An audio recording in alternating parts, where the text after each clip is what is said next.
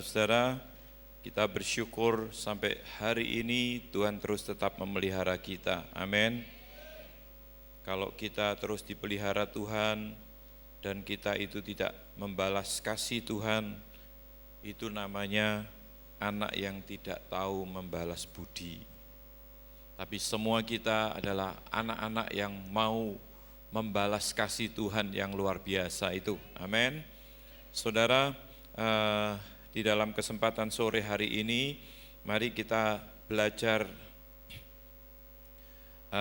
sedikit tentang apa yang Tuhan mau untuk supaya saudara dan saya itu praktekkan, yaitu mengampuni orang yang bersalah kepada kita.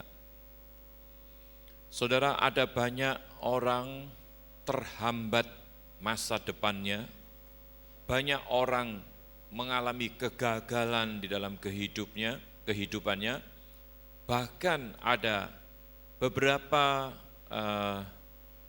kesaksian mereka yang pernah diangkat ke surga, ke neraka. Saudara, penghuni neraka itu sebetulnya ada orang-orang yang rajin ke gereja, rajin berdoa, rajin baca Alkitab, tapi gara-gara tidak mengampuni orang yang bersalah kepada dia, menjadi penghuni neraka, loh saudara. Ini ada seseorang hamba Tuhan yang pernah diangkat ke neraka, ditunjukkan, dan ketemu dengan istri seorang pelayan Tuhan yang tidak bisa mengampuni suaminya yang begitu menyakitkan hatinya, menyakiti dia terus, akhirnya, tapi dia rajin ke gereja, rajin baca Alkitab, rajin berdoa, tapi gara-gara dia tidak mengampuni suaminya, dia jadi penghuni neraka. Saudara, hal ini berarti adalah hal yang cukup penting untuk semua kita, belum kalau kita mengalami penderitaan-penderitaan. Menurut beberapa penyelidikan, ya beberapa kali Pak Sunaryadi sebagai seorang dokter juga menemui orang-orang yang gara-gara tidak mengampuni, ya, nggak tahu mengampuni suaminya, nggak tahu mengampuni orang lain, dia itu menderita berbagai-bagai penyakit, saudara. Kalau kita tidak mau mengalami penderitaan-penderitaan seperti itu, mari kita ikuti nasihat firman Tuhan. Kita akan baca terlebih dahulu dari Injil Lukas pasal 17, mulai ayat yang ketiga dan ayat yang keempat. Injil Lukas pasal 17 ayat 3 dan 4 di situ dikatakan, jagalah dirimu, jikalau saudaramu berbuat dosa, tegurlah dia. Dan jikalau ia menyesal, ampunilah dia. Bahkan jikalau ia berbuat dosa terhadap engkau 7 kali sehari, dan 7 kali ia kembali kepadamu dan berkata, aku menyesal, engkau harus mengampuni dia. Saudara, ini firman Tuhan yang sebetulnya cukup mudah untuk dimengerti oleh setiap kita. Baik kita yang terpelajar maupun yang tidak terpelajar, maupun kita orang yang kaya, orang yang miskin, orang yang pinter, orang yang bodoh. Saya kira kalau kita membaca Alkitab dan membaca ayat ini yang berkata, bahkan jikalau ia berbuat dosa terhadap engkau 7 kali sehari, dan 7 kali ia kembali kepadamu dan berkata, aku menyesal, engkau harus mengampuni dia. Semua mengerti ayat ini? Mari kita akhiri ibadah ini di dalam doa penutup. Nah, kalau sudah mengerti semua, ya buat apa diuraikan? Tinggal prakteknya, kan? Amin. Mau mempraktekkan? Saya yakin saudara-saudara, kalau kita betul-betul mengerti firman Tuhan, nangkep dengan pengertian kita, kemudian kita praktekkan dalam kehidupan kita, luar biasa. Kita betul-betul menjadi orang-orang yang luar biasa di mata Tuhan. Ya, makanya apa yang firman Tuhan ajarkan kepada kita hendak pernah salah, saudara. Sehari kalau ada 7 kali orang yang sama berbuat salah sama kita dan dia menyesal, ampuni kesalahannya. Jangan ada yang berkata, wah kamu sudah sekali sudah saya ampuni, 2 kali sudah saya ampuni, ketiga kali jangan sampai ya kamu berbuat salah. Oh, sudah diancam begitu. Bahkan ada yang sekali berbuat salah, kali ini kamu saya ampuni, tapi kamu jangan ulangi sampai kedua kali. 2 kali. Tapi firman Tuhan ajarkan kalau 7 kali berbuat salah dan dia menyesal, 7 kali pun kita harus mengampuninya. 7 kali loh saudara, sehari. Jangan kita berkata sekali kamu tak ampuni, 2 kali, tak ampuni 3 kali, ya mikir-mikir saya ngampuni kamu. Apalagi sampai 7 kali. Sampai mati tidak tak ampuni kamu. Wah, kejam benar saudara. Ya, kita harus mempraktekkan firman Tuhan. Nah, kita akan lihat dari ajaran Tuhan Yesus tentang bagaimana berdoa, dan di situ disisipkan di ayat di mana Tuhan mengajarkan berdoa. Doa apa? Doa Bapa kami. Kita akan baca doa Bapa kami ini, sebab doa Bapa kami ini menginspirasi saya secara pribadi, dan mulai sejak saya terinspirasi, hampir tiap hari saya doakan dengan doa Bapa kami ini. Doa Bapa kami ini yang diajarkan oleh Tuhan dalam sehari. Sehari ini minta doakan doa ini. Ya. Sehari, dalam sehari. Makanya tadi berkata dalam sehari 7 kali salah, 7 kali diampuni. Kalau orangnya datang dan menyesal. Ada banyak orang sudah berbuat salah, dia tidak tahu kalau dia berbuat salah. Boro-boro dia datang. Tahu kalau dia salah aja dia enggak sadar. Makanya saudara, kita perlu terus membuka diri. Kita akan baca di dalam Injil Matius pasal 6, doa Bapa kami di sini. Mulai ayat yang ke-9, karena itu berdoalah demikian.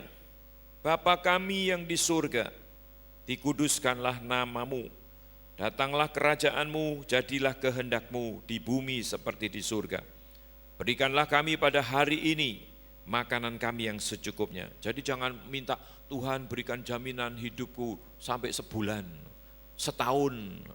Tuhan mengajarkan kepada kita, berikanlah kami pada hari ini makanan kami yang secukupnya.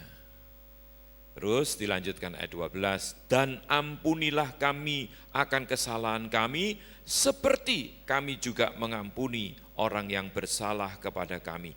Dan janganlah membawa kami ke dalam pencobaan, tetapi lepaskanlah kami daripada yang jahat, karena Engkaulah yang empunya kerajaan dan kuasa dan kemuliaan sampai selama-lamanya. Amin.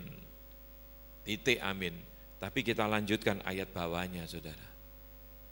Karena jikalau kamu mengampuni kesalahan orang, Bapamu yang di surga akan mengampuni kamu juga. Tetapi jikalau kamu tidak mengampuni orang, Bapamu juga tidak akan mengampuni kesalahanmu. Jelas ya ini ya. Kenapa Tuhan itu mengajarkan supaya kita semua itu bisa mengampuni kesalahan orang yang dilakukan kepada kita, bahkan sehari 7 kali ampuni. Kalau dia datang 7 kali dia berbuat salah, datang dan menyesal, minta ampun, ampuni. Apa keuntungannya untuk kita? Di sini dikatakan, jikalau kamu mengampuni kesalahan orang, maka kesalahanmu juga diampuni oleh Bapa di surga. Jikalau kamu tidak mengampuni kesalahan orang, maka kesalahanmu pun tidak diampuni oleh Bapa di surga. Bapa kami yang di surga. Berarti pada saat kita memanggil Bapa kami yang di surga, dikuduskanlah namamu. Bapa kami yang di surga. Orang yang memanggil Bapa, dia akan memposisikan dirinya sebagai seorang anak. Bapa kami yang di surga. Saudara dan saya, saudara, kalau kita betul-betul ada di dalam Tuhan Yesus, percaya kepada Kristus, maka kita diberi kuasa untuk menjadi anak-anak Elohim, anak-anak Bapa. Banyak orang mengejar kuasa itu kuasa mujizat, sakit sembuh, uang 1 rupiah jadi 100.000, ya uang 1.000 minta dilipat gandakan jadi 100.000, apa itu tukang sulap. Maunya kita mau yang ajaib-ajaib seperti itu. Itu bukannya salah, saudara, itu bonus-bonus saja. Tapi kalau kita diberi kuasa untuk menjadi anak-anak Bapa di surga, tidak ada satu pribadi pun di dunia ini yang sanggup memberikan kuasa itu kepada setiap orang, kecuali Tuhan kita Yesus. Oleh kematiannya di atas kayu salib, oleh korbannya untuk menebus dosa saudara dan dosa saya, oleh karena semua yang dilakukan oleh Tuhan Yesus, barang siapa yang percaya kepada Dia, menerima Dia sebagai Tuhan, maka dia diangkat menjadi anak-anak Bapa. Tidak ada satu pribadi pun yang sanggup memberikan kuasa ini selain Tuhan kita, Yesus. Luar biasa loh saudara, kalau kita ada di dalam Tuhan Yesus, percaya kepada Tuhan Yesus. Itu saudara bisa baca di dalam Yohanes pasal 1 ayat yang ke-12. Di situ dikatakan, tetapi semua orang yang menerima Tuhan Yesus, diberinya kuasa supaya menjadi anak-anak Elohim, yaitu mereka yang percaya dalam namanya. Saudara, apa yang dikerjakan oleh Tuhan Yesus di atas kayu salib, jangan kita sia-siakan. Jangan kita jadikan itu sesuatu perbuatan yang tidak ada artinya. Kalau saudara dan saya tidak menghargai, dengan kita percaya, dengan kita menerima Dia, kita itu dijadikan anak-anak Bapa di surga. Namanya saja, sebutannya sudah Bapa di surga. Berarti Dia adalah yang empunya surga. Yang empunya surga. Yohanes pasal 14, kalau saudara baca, di situ dikatakan, Bapakku itu, di rumah Bapakku banyak tempat. Aku pergi ke sana untuk menyediakan tempat bagimu, di rumah Bapakku, di surga. Kalau kita tidak mengampuni kesalahan orang kepada kita, Bapa di surga tidak mengampuni kesalahan kita. Nah, kalau Bapak kita yang empunya kerajaan surga itu tidak mengampuni kesalahan kita, kira-kira kita bisa masuk surga enggak? Pasti enggak. Nah, wong ini jelas dikatakan, kalau kamu tidak mengampuni kesalahan orang lain kepadamu, maka Bapak di surga juga tidak mengampuni kesalahanmu. Siapa Bapak di surga? Bapak di surga itu yang empunya kerajaan surga. Lah kalau yang empunya kerajaan surga bilang kesalahan kita tidak diampuni, masa kita mau maksa-maksa, masuk surga, masuk aja, masuk. Emangnya yang berkuasa siapa atas surga? Kayaknya sepele loh saudara. Kalau kita tidak mengampuni, kita sakit hati sama orang, kemudian kita tidak ngampuni sampai mati kita bawa, ya sayang sekali.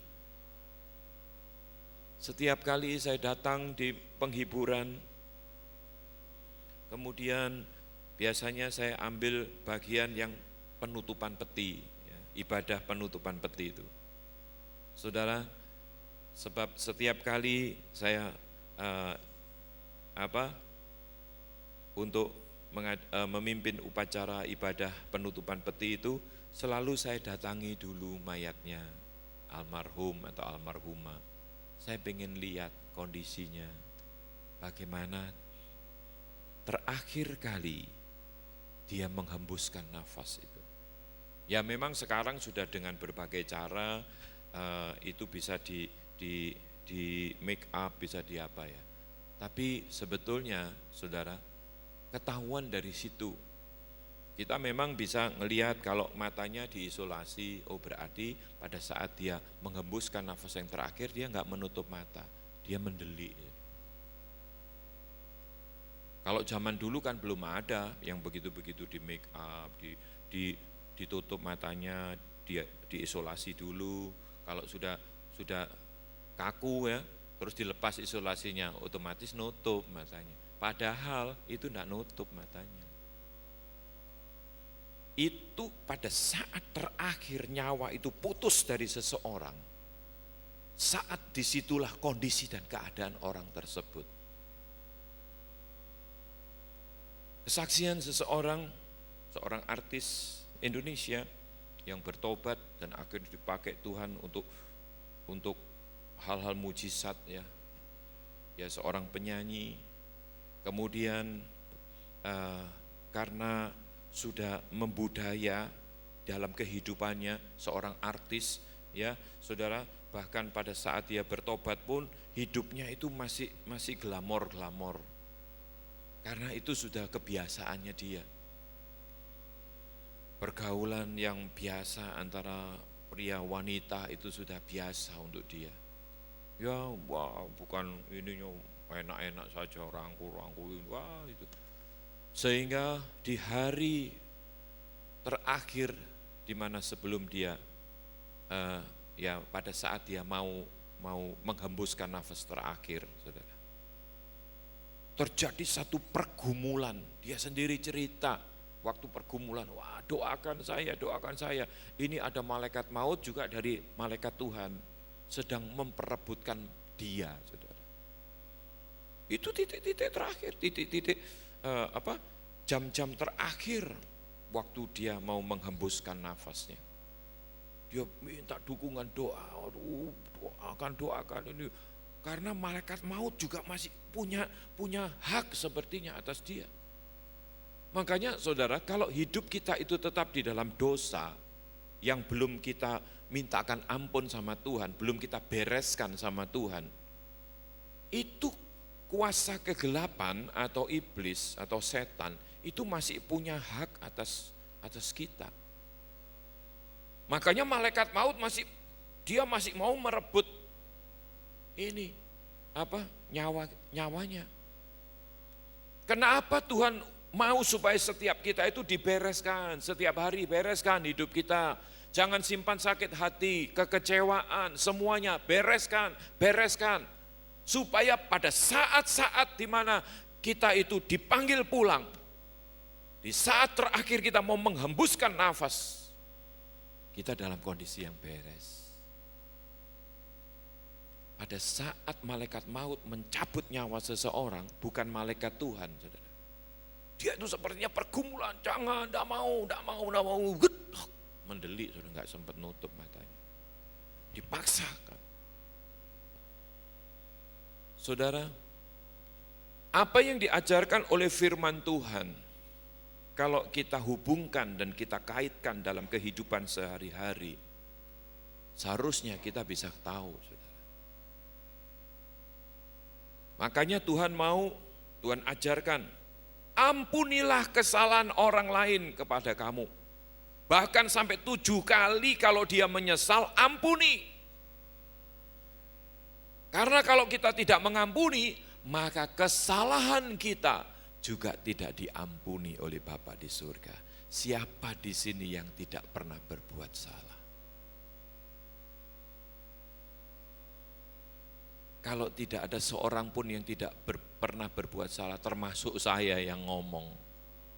Nah, kalau kesalahan kita tidak diampuni oleh yang empunya kerajaan surga, masa kita mau ngotot-ngotot masuk surga? Makanya firman Tuhan ajarkan kepada kita, bukan setiap orang yang berseru kepadaku, Tuhan, Tuhan, aku sudah berbuat mujizat demi namamu, aku sudah melakukan hal-hal besar ajaib, tanda-tanda heran demi namamu, aku sudah bernubuat demi namamu. Tetapi karena kita tidak mengampuni kesalahan orang lain sama kita, luput loh surganya, saudara. Makanya firman Tuhan katakan, ini kehendak Bapa. Kehendak Bapa yang harus saudara dan saya lakukan. Syukurlah kalau saudara tidak pernah menyimpan sakit hati dan itu menjadi karakter saudara. Puji Tuhan. Kita mudah melupakan kesalahan orang lain sama kita. Puji Tuhan. Tapi ada orang-orang tertentu yang kalau nyimpen kesalahan orang lain itu sampai dalam masuk, sampai sewakit hatinya itu. Kalau ketemu refleks itu bisa melengos. Kalau satu kelas misalnya satu kumpulan ngomong-ngomong gitu, kalau dia yang ngomong ini suara seperti mengganggu sekali, dia mencap-mencap. Ada loh orang yang seperti itu, saudara. Tapi kalau berdoa, Tuhan, biar di emperan surga pun saya mau. Tapi untuk mengampuni kesalahan orang lain kepada dia, terhadap dia tidak mau. Mencap-mencap, melengos, sengak kalau ngomong sama dia. Ada loh saudara orang-orang yang seperti itu. Orang-orang seperti ini, kalau ada di antara kita, saya sih berharap tidak ada malam hari ini. Saya berharap, tapi kalau ada, kesempatan ada pada saudara malam hari ini, untuk saudara melepaskan pengampunan itu. Sebab firman Tuhan katakan, kalau kamu tidak mengampuni kesalahan orang lain terhadap kamu, kesalahanmu juga tidak diampuni. Biar kita berdoa sampai jengking, doa puasa 40 hari 40 malam, enggak makan nasi, makannya cuma kikil saja. Saya perhatikan kalau sore hari itu ya, rata-rata itu makan kikil di depan semua gitu. Biar saudara puasa doa yang bagaimanapun, kalau saudara tidak mentaati ayat ini, tidak mengampuni kesalahan orang lain sama kita, tidak bisa masuk surga saudara. Sebab yang punya surga sudah bilang, kalau kamu tidak ngampuni kesalahan orang lain terhadap kamu, kesalahanmu juga tidak diampuni oleh Bapa di surga. Ada anak-anak bahkan yang sakit hati sama orang tuanya. Saya pikir ini anak gimana? Sakit hati sama orang tuanya itu sampai aku tidak mau ngakui dia sebagai orang tuaku. Sebab dia sudah menelantarkan hidupku. Dia sudah menghancurkan masa depanku. Dia menjadikan aku seperti ini. Sampai kapanpun aku tidak mau mengampuni. Saudara, mengampuni orang tua. Mungkin orang tua tidak bisa mengampuni anaknya. Anaknya yang dulu kecil, bayi dilahirkan, dipelihara, dibesarkan, disusui, dikasih makan, dipelihara. Kalau jatuh, dikasih obat, dijagai. Kemudian besar, anaknya murtad, tidak membalas budi. Orang tua sakit hati. Sepertinya ya, orang tuanya tidak salah. Sepertinya. Tapi tidak dikatakan di sini. Alasan apapun, ampuni. Siapapun yang berbuat salah sama kita. Meskipun kita tidak sadar kalau dia berkata menyesal, ampuni. Meskipun dia sudah merugikan kita, ampuni. Kalau kita mau mentaati kehendak Bapa kita di surga.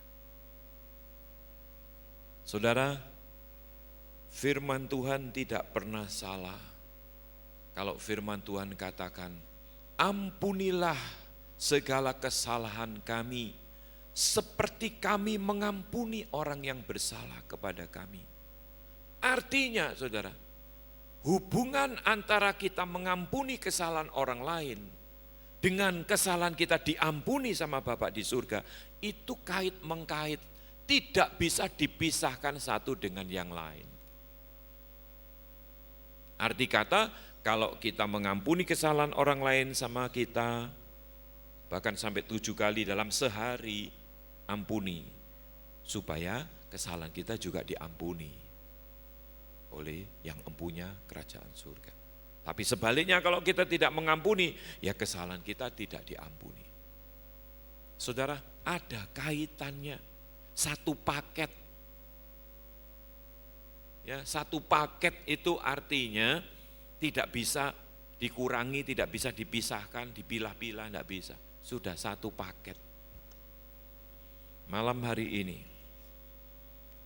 saya percaya Tuhan tidak pernah salah waktu saya tadi berdoa, Tuhan, apa sih yang mesti dibagikan? Saya cuma dikasih ayat ini, diingatkan doa Bapa kami. Ya saya taat saja. Dan malam hari ini saudara, ini hal yang penting untuk kita. Waktu mama saya dorong untuk berdamai dengan papa saya. Itu perlu perjuangan saudara. Saya mengakui dan saya berusaha untuk bisa mengidentifikasi diri saya ke diri mama saya.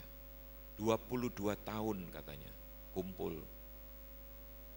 22 tahun itu isinya cuman digebukin, ditempeleng, dimaki-maki, ditendang, diinjak-injak. Kalau ngasih uang belanja dilempar. Kemudian pada saat saya berjumpa dengan Tuhan, saya mengalami perubahan yang pertama kali karena saya dengan mama saya itu dekat, saudara. Saya sering ngobrol, kadang kalau mama saya istirahat karena kerja sendiri ya, jarang kami punya pembantu itu. Kerja sendiri semua dikerjain. Mama saya itu waktu hari tuanya itu tangannya itu sampai bengkok-bengkok karena cuci-cuci sendiri. Enggak pakai mesin cuci, saudara. Cuci tangan. Dan mama saya kalau nyikat itu sampai, ya sering kali saya ikut bantu duduk gitu, ya mulai SD kelas 2, kelas 3, kelas 6, SMP, saya biasanya bantu gira, ngambilkan air, bantu girain. Makanya kalau baju bau gitu saya peka saudara, oh ini kurang bersih ini, oh ini kurang kering jemurnya, oh ini sabunnya kurang, atau oh ini kebanyakan sabun. Ya loh, kalau kebanyakan sabun juga bau loh saudara. Saya profesornya cuci mencuci. Mulai kecil saya suka bantu mama saya. Saya kalau ngelihat mama saya itu kasihan. Kalau liburan, tapi kalau saya sekolah kan nggak bisa. Kalau liburan pasti saya bantu. Jadi hubungan kami dekat. Waktu saya berjumpa dengan Tuhan dan saya mengalami satu proses kelahiran kembali, hidup saya berubah. Saya banyak beritahu mama saya. Waktu itu mama dan papa saya sudah cerai. Dan saya dorong mama saya, ampuni kesalahan papi, ampuni. Saya terus, gak bisa, mami gak bisa, ini. Bayangkan gini, ya saya mengerti saudara posisinya. Kupingnya satu gak tahu sebelah kanan atau kiri ya, saya lupa. Itu gak dengar. Kalau ditutupi satu yang dengar itu, dia gak dengar apa-apa. Ini katanya pernah dipukul, darahnya itu ngeleleh keluar gini. Jadi pecah gendangan telinganya itu. Matanya itu ambles satu, dulu pernah ditonjok gini. Lah ayah saya, papa saya itu latihannya itu angkat besi itu. Gede wadahnya, perenang. Kalau ngerenang katanya mama saya mulai jebur sampai ujung sana, enggak munculnya di ujung. Nyebur lagi munculnya di ujung. Perenang, pernah juara. Wadahnya gede, bagus. Mama saya kecil orangnya. Matanya ambles, kan pernah ditonjok. Ini telinganya, gendangan telinganya sudah pecah. Ya saya bisa memposisikan diri. Tapi saya tetap bilang, ini firman Tuhan, ampuni. Saya terus dorong sambil didoakan, saudara. Kemudian satu kali waktu saya mau menikah, belum menikah itu, saya ambil keputusan sebelum menikah, karena dari pengalaman dan pengamatan saya, orang yang menikah itu selalu keluarga dan keluarga itu nggak bisa bersatu. Kita menikah itu bukan cuman kita yang menikah, tapi keluarga sama keluarga, baik keluarga pihak pria dan keluarga pihak wanita ini harus juga rukun, saling mengenal. Saya nggak mau pada saat menikah, keluarga saya dengan keluarga istri saya itu saling mengenal, duduknya jajar-jajar, terus kalau datang itu disediai 2 meja, pengantin pria mejanya, di sini meja pengantin wanita, ada kotaknya seperti kotak persembahan gitu. Sendiri-sendiri. Saya nggak mau yang begitu-begitu, saudara. Jadi waktu itu kesepakatan saya sama istri, kita menikah 1 tahun sebelum menikah, kita tunangan. Zaman ini kan sudah nggak zaman pakai tunangan segala. Ya lamaran ada, lamaran. Waktu ngelamar itu mama saya yang lamar. Waktu tunangan, saya mau supaya saya dihadiri oleh papa dan mama, meskipun papa dan mama sudah cerai. Dan waktu itu karena saya masih belum lulus, saudara, jadi saya cukup sibuk, selain bekerja, pelayanan juga kuliah masih belum selesai. Nah, saya minta tolong mama saya ngantar undangan ke papa saya. Papa saya tinggal di Sidoarjo.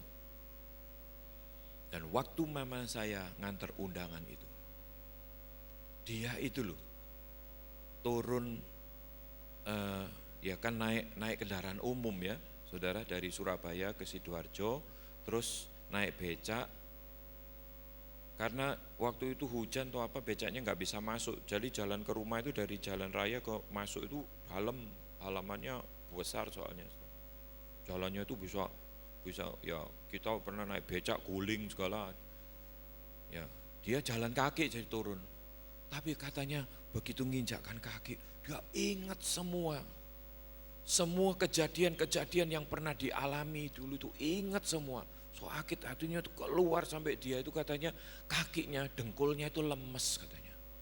Lemes, bisa gayaran, bisa gini. Ini gimana? Apa bisa ini undangan saya sampaikan terus ketemu nanti gimana gitu. Yang dampingi waktu itu kakak perempuan saya. Kakak perempuan saya yang cerita, swakno mami, jalan lemes, mami ini lemes katanya. Ini gimana? Sakit hatinya itu keluar, saudara. Ya saya bisa mengerti. Tapi saya waktu itu tidak mengerti kalau itu bagian dari proses Tuhan untuk mama saya. Nah, waktu sampai akhirnya lemes digandeng sama kakak perempuan saya, ya wes saya ayo dikuat-kuat nih, ini ketemu ya. Bagaimana, saudara, itu tahun 81 ya, 81. Saya kelas 6, umur 12, berarti tahun 70. Tahun 70 itu tahun 18. 11 tahun sudah bisa. 11-12 tahun sudah bisa. 22 tahun kumpul, kira-kira 11 atau 12 tahun sudah bisa. Bayangin, saudara, mau kasih undangan saya. Ya, pada saat dia bilang Tuhan, ya, dia berseru Tuhan gitu, bengak-bengok katanya, sambil jalan itu sampai bengak-bengok. Ini karena Loki aja ini, kalau enggak sudah enggak mau seumur hidup ketemu katanya. Ini karena mau ngasih undangan ini loh. Anak saya, memang saya disayang, dekat sama mama saya kan.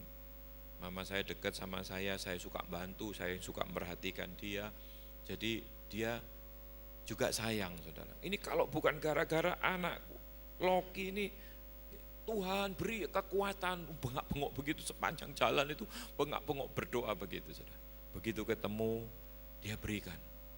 Nih, saking disuruh sama Loki ini, kalau enggak ya, enggak kesini katanya, ngomongnya masih gak enak, sengak-sengak gitu. Tapi katanya begitu dia berikan itu, dia seperti ada kelegaan, ada kemenangan. Dia betul-betul bisa ada kelegaan, dan begitu dibaca sama papa saya, iya nanti tak datang. Wah, dia katanya seperti ini, terus langsung pulang terus. Saya kan enggak tahu ceritanya. saya diceritai. Tapi ceritanya sudah enggak berat begitu, bebannya sudah lepas, saudara. Lah kakak saya yang damping itu ya ketawa-ketawa gitu, mami tadi Tuhan, tolong Tuhan. Katanya sampai kayak orang gendeng katanya, bengok-bengok Tuhan. Ya waktu itu sambil guyon-guyon loh saudara. Tapi saya bisa membayangkan sakit hati 22 tahun kumpul, sudah 11-12 tahun pisah, tidak pernah ketemu untuk nganter undangan kami tunangan.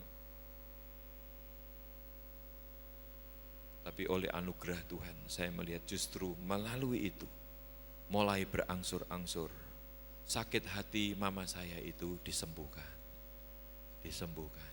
Waktu hari hanya ya papa saya datang saudara.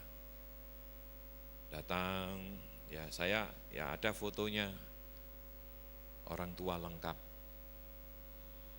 Tapi saya tahu mama saya dempet gini sampai wajahnya tuh nggak ada senyumnya rasanya.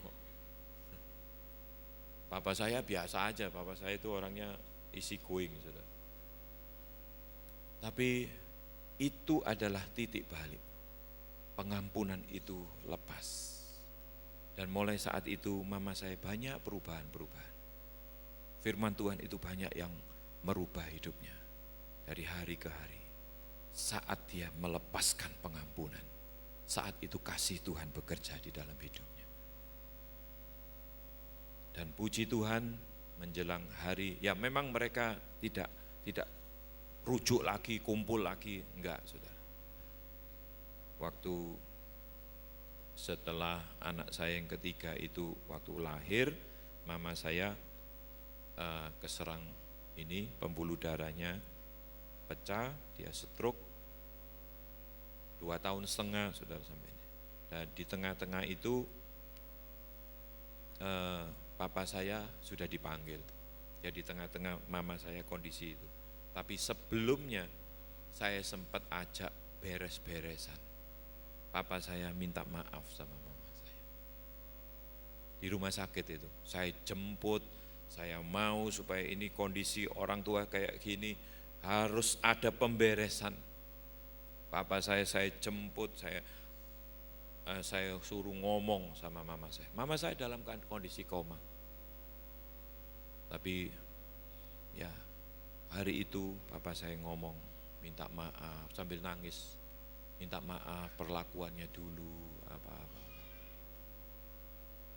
Nah waktu mama saya masih stroke itu, masih kondisi tidak sadar itu, kondisi stroke begitu ya, papa saya berangkat.